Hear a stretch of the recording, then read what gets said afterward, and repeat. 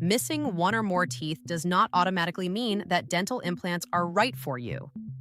Suitability depends on your oral health, bone condition, medical history, and treatment goals. You may be considered for dental implants if you have one or more missing teeth, severely damaged teeth that cannot be restored, or difficulty using a removable denture. Healthy gums and good plaque control are important. Active gum disease or untreated infection may need to be managed before implant treatment can begin. The jawbone must also be assessed. An X-ray or CBCT scan can help the dentist evaluate bone volume, important anatomical structures, and possible implant positions. If bone is limited, grafting may sometimes be considered. Your general health matters too.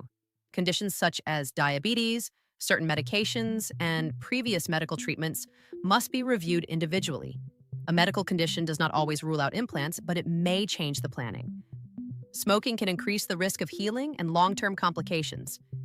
Good candidates should be willing to maintain excellent oral hygiene, attend follow-up appointments, and care for their implants over the long term. There is no single ideal age for implant treatment.